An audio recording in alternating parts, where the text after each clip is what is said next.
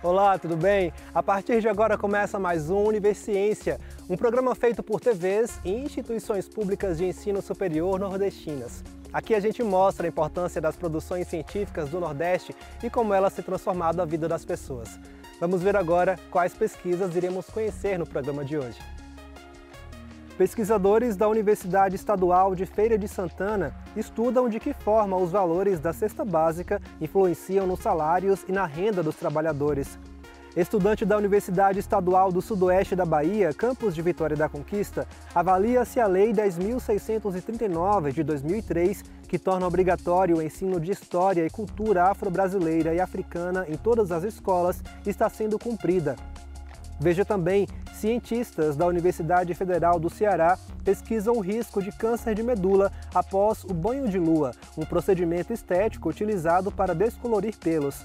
E ainda, você vai ver que pesquisadores da Universidade Federal Rural do Semiárido, campus de Mossoró, avaliam a possibilidade de utilizar a água residual da produção do petróleo na irrigação de plantas que podem ser utilizadas na produção de bioenergia. Tudo isso e muito mais você confere agora no Universiência.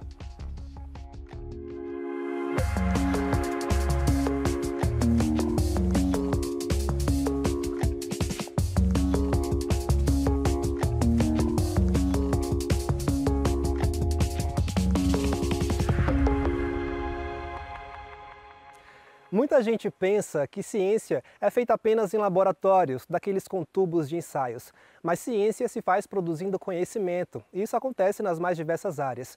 Um projeto de pesquisa do curso de Economia da Universidade Estadual de Feira de Santana tem ajudado toda a população do município e região ao avaliar como os preços dos produtos impactam nos salários e na renda dos trabalhadores. Acompanhe.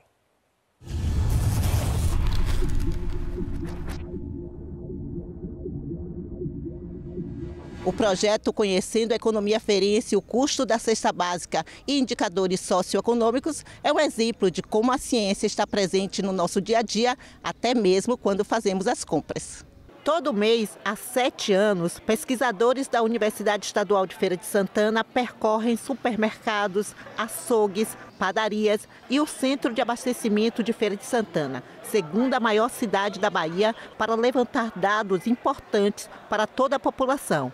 O preço dos produtos básicos que consumimos na nossa alimentação. Minha função é fazer essa coleta de preço e participar da análise de dados do valor da cesta básica na cidade de Feira de Santana. Então, essa é a segunda etapa, do processo. A gente faz o planejamento em sala de aula, em uma reunião, juntamente com os professores e todos os outros participantes do projeto.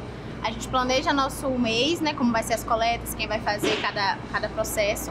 A gente vem para os mercados, são mais de 40 supermercados da cidade, diferentes bairros. Aí a gente faz o planejamento de quem vai fazer todas as coletas, a gente vem, faz o preço, depois a gente passa os preços coletados para uma planilha que vai fazer o cálculo, E então, nesse cálculo, a gente descobre o valor da cesta do mês, qual foi a variação dela para o mês anterior, qual alimento pesou mais, qual alimento influenciou para que a cesta tenha aumentado ou diminuído seu valor. E a partir daí a gente elabora o boletim, que é o boletim que a gente divulga para a sociedade, com esse dado que é um dado socioeconômico importante para o trabalhador feirense saber quanto vai sair do seu bolso para poder ele ter essa cesta básica. Luângela, assim como os demais pesquisadores do projeto Conhecendo a Economia Feirense, o custo da cesta básica e indicadores socioeconômicos, está fazendo ciência. Mas para que serve a pesquisa e como os dados impactam na vida das pessoas que vivem em Feira e região? A cesta é composta por 12 itens, certo? Foi elaborada lá no período de 1938, do governo Vargas, e ela é um dos itens que a gente utiliza para medir o poder de compra do trabalhador. O projeto, que começou com o levantamento dos itens da cesta básica, já foi ampliado e hoje é possível saber também as variações de vagas no mercado de trabalho e dos preços dos combustíveis, como conta a coordenadora do programa, professora Márcia da Silva Pedreira. Nosso projeto está envolvendo hoje cerca de 8 professores e mais ou menos 8 alunos também, coincidentemente. Então, a gente tem 4 alunos bolsistas do programa PIBEX, aqui da própria universidade, e outros voluntários. Quem faz normalmente as coletas são os alunos que são pesquisadores, bolsistas e voluntários. Professores também fazem essa coleta, mas a maior parte é feita justamente com os alunos. Após a coleta, nós temos um sistema de planilhas eletrônicas onde a gente imputa os dados, ou seja, todos esses dados. Imagine, a gente coleta preços de 12 produtos. O café, por exemplo, tem quantas marcas do café? Então, calculamos o preço das marcas que foram identificadas ao longo, né, do mês, segundo os estabelecimentos. Após isso, a gente imputa todos esses dados, calcula o preço médio, porque você tem diferenças de preço. Então, a gente dá a média. A partir disso, a gente constrói, né, faz análise, a crítica dos dados, vê se tem algum problema, se não tem. E, ao final do mês, a gente tem, de fato, o cálculo do valor da cesta básica. Existem critérios metodológicos, né, como todo conhecimento científico, né? Você precisa de ter os procedimentos metodológicos para produzir, né, o conhecimento, enfim, né? Então, a gente está produzindo conhecimento, no caso, informações sobre o custo da cesta básica. No decorrer do processo, a gente terminou incorporando 2 outras dimensões. Qual é a ideia? Trazer o máximo possível de informações sobre a economia ferense. E aí a gente passou a também fazer a coleta dos preços dos combustíveis, como foi que está se comportando o preço da gasolina, do gás de cozinha. E outra dimensão é do mercado de trabalho. Quantos empregos foram gerados no mês em Feira de Santana? Ou seja, a ideia é a gente ir construindo um conjunto de informações e dados sobre a economia ferense. Por isso que é a economia ferense, cesta básica e outros indicadores socioeconômicos. Então, a gente divide as pessoas de acordo com as dimensões do programa. Então, eu fico pela parte de cesta básica, um outro colega fica à frente da pesquisa de índice de combustível e um outro para fazer o mercado de trabalho. Então, a gente produz boletins para divulgar na sociedade com as 3 dimensões. Percebe de que é importante para a população ter acesso a esses indicadores. E ela pode entender melhor o porquê o que está acontecendo, pesquisar também melhor para poder, vamos dizer, comprar produtos de preços mais acessíveis. E há uma troca, né? E não só a população, mas a comunidade universitária como um todo. Então, os alunos aprendem a manusear, a entender melhor o funcionamento dos mercados, do mercado de bens, como é que funciona, por que aumentou o preço, foi um problema de oferta ou foi uma demanda que aumentou muito. Então, esses são elementos que a gente estuda na economia. Além da gente fazer o alinhamento de tudo que a gente aprende na sala de aula, né, da teoria com a prática, a gente devolve o conhecimento que a gente aprende para a sociedade e isso tudo contribui, né, é um subsídio para a minha formação como economista. E a gente divide esse conhecimento em 2 etapas, o interno e o externo. O interno a gente capacita os economistas, né, que nós somos futuros economistas, e o externo a gente passa esse conhecimento de forma que a população consiga entender. Para a professora do projeto Conhecendo a Economia Feirense, o custo da cesta básica e indicadores socioeconômicos é pensar em ciência como conhecimento social. Olha só, a ciência, ela é produção de conhecimento. E o conhecimento tem de várias áreas. As pessoas pensam, só no laboratório, mas não é. A produção de conhecimento, ela tem as áreas. Então, nossa área, por exemplo, é a área das ciências sociais. Ou seja, como que a sociedade se organiza para produzir riqueza e distribuir essa riqueza. A gente não pode botar a sociedade dentro de um tubo de ensaio.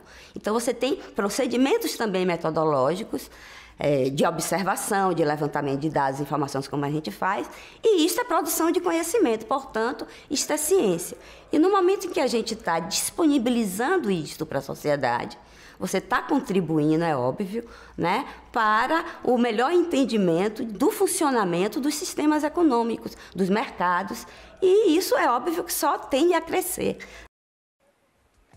No próximo bloco, você vai conhecer uma pesquisa que analisa se a Lei 10.639 de 2003, que torna obrigatório o ensino de história e cultura afro-brasileira e africana em todas as escolas, está sendo cumprida. O intervalo é rápido, a gente volta já já.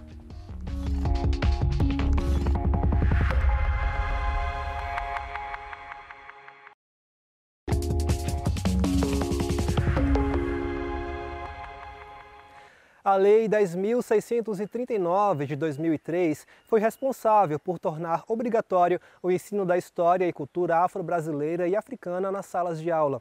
Pesquisadores da Universidade Estadual do Sudoeste da Bahia, no campus de Vitória da Conquista, desenvolveram um estudo com professores e estudantes de uma escola estadual do município, com o objetivo de entender como essa normativa vem sendo aplicada. Confira.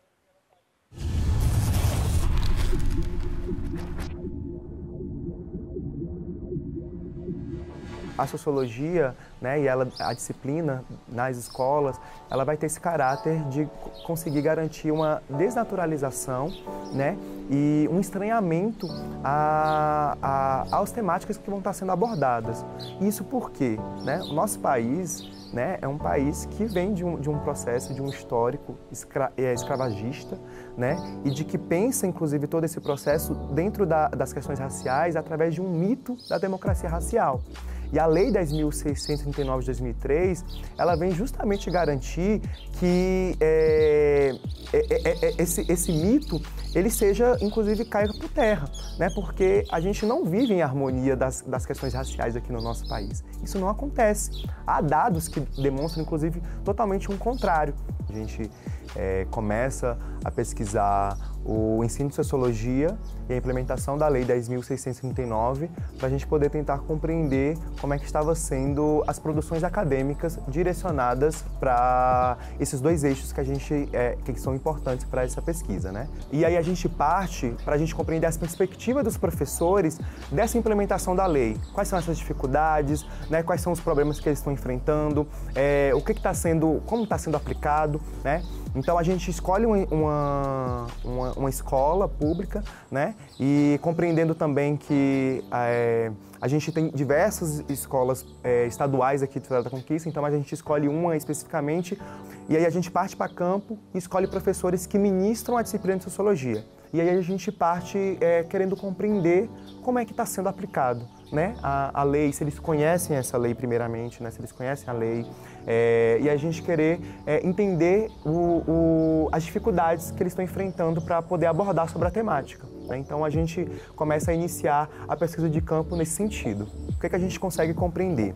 Que esses professores, eles conseguem ter acesso à temática, que eles conhecem a temática, que eles conhecem a lei, que eles estão inteirados desse processo. Porém, o que a gente teve de dificuldade é que esses professores, eles, dentro do dia a dia dele, da rotina, da rotina escolar, eles vão encontrar dificuldades de poder garantir que essa temática ela esteja dentro da sala de aula. Mas não que eles não queiram colocar ou que eles não queiram inserir, mas que a realidade acontece é que esses professores não têm material e uma capacitação constante para poder garantir que a lei ela esteja em vigor dentro da sala de aula. Por quê? A gente vai ter professores que vão questionar que não há material didático para eles, que garanta que essa temática ela esteja presente no livro de forma presente o tempo inteiro. Porque o que a gente vai ter é, muitas vezes, um capítulo muito específico direcionado para a temática, né, sobre a população racializada, a população negra, ou às vezes vai acontecer de professores, por exemplo, que inclusive apareceu, de uma professora do EJA, que essa professora, inclusive, não tem um livro didático para poder ser utilizado como um referencial teórico para ela. E isso vai dificultar, inclusive, o processo dela de poder abordar sobre a temática, porque ela vai ter um tempo muito maior para poder, inclusive, elaborar esse próprio material didático, né? Então, a gente vai ter, inclusive, professores que vão questionar em relação a isso, das condições de trabalho desses professores para que eles possam, inclusive, abordar sobre a temática. Por isso que não conseguem, inclusive, ter um tempo para poder se dedicar a uma capacitação, a uma formação específica. E sobre essa formação específica, eles vão mencionar que não há, do governo do estado da Bahia, uma formação direcionada para o ensino da história e cultura afro-brasileira do nosso país. O que eles vão ter? Formações direcionadas para algo da tecnologia, isso de forma remota, mas não há um fomento constante para existir uma formação, uma capacitação desses professores para que eles possam abordar sobre a temática. A gente percebe também que a gestão, ela não impede, essa gestão dessa escola específica, ela não impediu de que esses professores eles abordem sobre essa temática, que eles estejam presentes, que eles, inclusive, estimula de uma certa maneira, né, até um certo ponto. Porém, um professor, inclusive, ele questiona de que não dá para fazer esses projetos, que não dá para pensar essas temáticas, que não dá para, inclusive, trazer coisas para a sala de aula, para a escola, sem um estímulo mesmo, inclusive financeiro, pensando dessa forma. Porque para a gente, inclusive, chamar um convidado para poder fazer uma oficina de trança, uma oficina de percussão, oficinas específicas, né, para os discentes, é necessário um capital. Então, a gente percebe que a gente precisa de estímulos, né? Precisa de capital financeiro, de movimento, né, por parte do governo do estado para poder de fato garantir que aconteça, né, que a lei ela entre em vigor, né, de uma forma com qualidade, né, de uma forma qualitativa.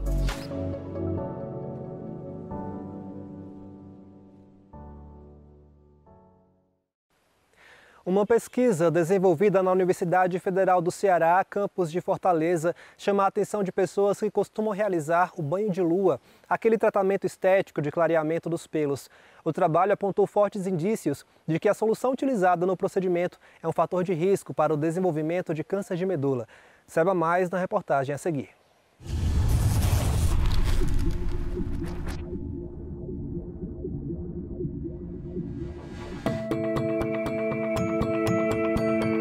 No Laboratório de Citogenômica do Câncer, pesquisadores da Universidade Federal do Ceará estão sempre em busca de explicações para o aumento do número de casos da doença na população. Foi aqui que uma combinação perigosa começou a ser observada: o uso de amônia e água oxigenada para clarear os pelos do corpo, o chamado banho de lua. O risco de realizar semanalmente esse tratamento estético já vinha sendo observado por médicos de várias especialidades. Aqui na UFC, o caso de uma paciente jovem que apresentou uma doença aguda na medula óssea, depois de anos aplicando semanalmente o banho de lua, motivou uma pesquisa ainda inédita no Brasil, o teste em animais para comprovar esse perigo. No laboratório foram testadas diferentes formulações em camundongos por um período de 2 meses e meio, sendo 2 aplicações por semana. Um grupo controle recebeu apenas água na pele, outro recebeu o banho de lua com água oxigenada e amônia, que é o mais comum. Outro ainda teve aplicação de água oxigenada 40 volumes, que é o tipo mais concentrado. Ao fim do estudo, todos os animais que receberam apenas água mantiveram a medula óssea saudável e 20% dos outros animais estudados apresentaram resultados que chamaram a atenção. Havia alterações na medula bastante similares ao que nós encontramos, né, em alguns ratos, bastante similares ao que se encontram na leucemia aguda. Então, são achados bastante importantes e sugestivos da associação que nós já encontramos epidemiologicamente. Segundo os pesquisadores, a explicação está no efeito que essa combinação química provoca em contato com as células do corpo. A água oxigenada é o composto químico peróxido de hidrogênio, na sua formulação aquosa, que é misturada com água. Então, esse composto peróxido de hidrogênio, ele é uma espécie reativa de oxigênio, e o que acontece é que quando ele está no nosso corpo, ele pode liberar aí radicais que vão interagir com o nosso DNA, causando possivelmente danos oxidativos que levam a lesões no nosso DNA.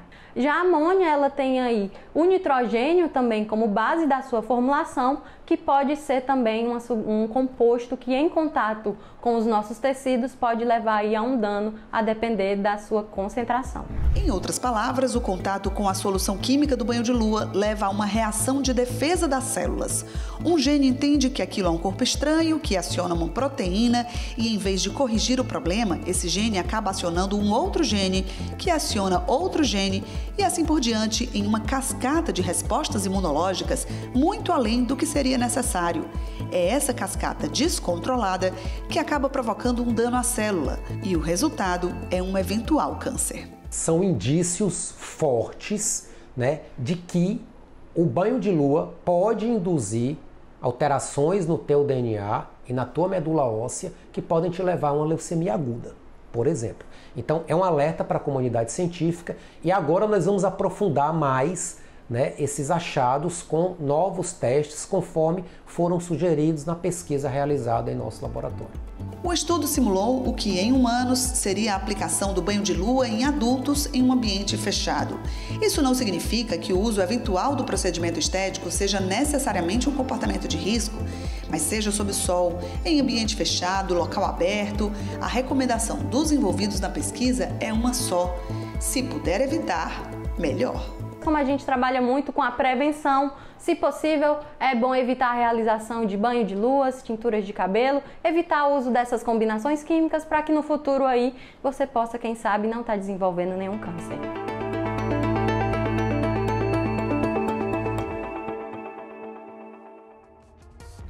No próximo bloco, você vai ver que pesquisadores avaliam a possibilidade de utilizar a água residual da produção do petróleo na irrigação de plantas. O intervalo é rápido, a gente volta já.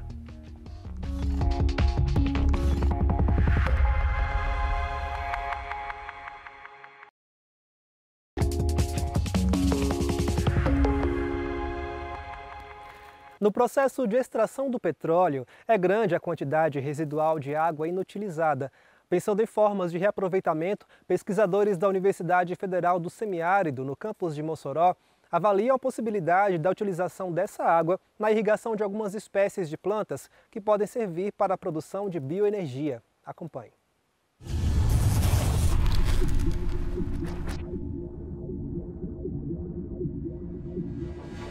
Pesquisas em andamento no campus de Mossoró, da Universidade Federal Rural do Semiárido, vêm apontando soluções para a utilização da água que é produzida em campos maduros de petróleo. Na Bacia Potiguar, né, onde ocorre a principal produção de petróleo onshore do país, né, produção em terra, os campos eles são considerados, a maioria deles, campos maduros, né, que são campos que apresentam uma produção enorme de água. Então, junto com o petróleo extraído, nós também temos água extraída, né? E essa água, que é classificada como água produzida de petróleo, ela acaba sendo problemática para as empresas no manejo. Então, por exemplo, temos campos aqui na região que chegam a produzir até 20 metros cúbicos de água para cada metro cúbico de óleo produzido. Em diálogo com empresas da região, pesquisadores da UFERSA começaram a pensar em maneiras de utilizar esse grande volume de água produzida nos campos de extração de petróleo. E a irrigação de espécies que mais tarde vão ser destinadas à produção de bioenergia se mostrou uma das soluções viáveis. Principalmente irrigação de espécies utilizadas para bioenergia, para a produção de biocombustíveis, pensando na questão de sequestro de carbono para o futuro projeto, quem sabe, de crédito de carbono. Isso ajuda também a inserir essas empresas produtoras de petróleo no cenário de transição energética, né? Porque a tendência agora é que as empresas de petróleo se tornem empresas de energia. Na UFERSA, as pesquisas sobre irrigação de espécies vegetais com água produzida de petróleo já indicam outras soluções e aplicações para esse recurso. E no caso nós temos 3 frentes de estudo, né? Seria inicialmente pensando em áreas de reflorestamento, irrigação de espécies nativas. Tem uma outra linha que a gente está avaliando espécies para a produção de bioenergia, e aí eu cito 3, que aqui tem uma demanda muito grande na região, que é o capim-açu, que é uma variedade do capim-elefante. Nós temos também o sorgo boliviano e também o eucalipto. E por último, nós temos também uma outra demanda que seria o uso da água produzida para a produção de biodiesel. E aí nós estaríamos usando uma água retirada da extração de petróleo, né, durante a extração de petróleo para a produção de biodiesel, ou seja, produção de bioenergia, assim cumprindo uma das determinações da economia circular. O trabalho é realizado por pesquisadores e estudantes vinculados ao Núcleo de Pesquisa em Baixo Carbono, ou NPCO2. O grupo se dedica a estudos e aplicações práticas em áreas como transição energética e economia circular.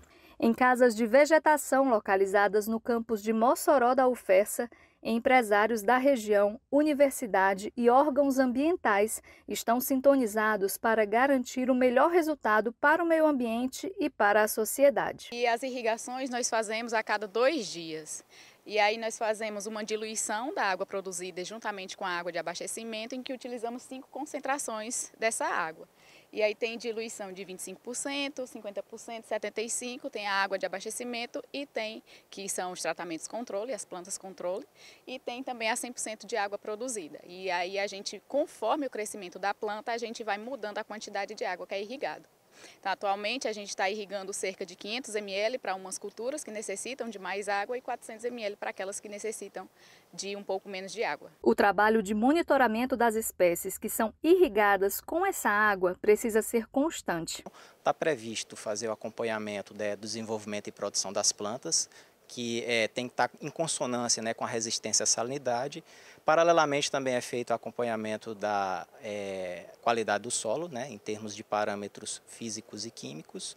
E o somatório desses dois resultados, né, o que está acontecendo em termos de alteração de qualidade de solo e alteração do desenvolvimento da planta, vai possibilitar a validação para que isso seja feito em maior escala em campo. A finalização dos projetos de pesquisa sobre o uso da água produzida de petróleo na irrigação vai permitir que esse recurso natural tão escasso na região do semiárido brasileiro seja melhor aproveitado. Ao mesmo tempo que respeita o meio ambiente e evita desperdícios, os estudos estão envolvendo uma questão urgente das empresas produtoras, garantindo mais recursos para a produção de energia limpa. O Univerciência de hoje fica por aqui. No próximo programa traremos mais pesquisas inovadoras para a gente conhecer o que tem sido produzido nas instituições públicas de ensino superior nordestinas. Caso tenha alguma dúvida ou sugestão, envie um e-mail para universiencia@uesb.edu.br que a gente te responde em um próximo programa. Muito obrigado por sua companhia e até mais.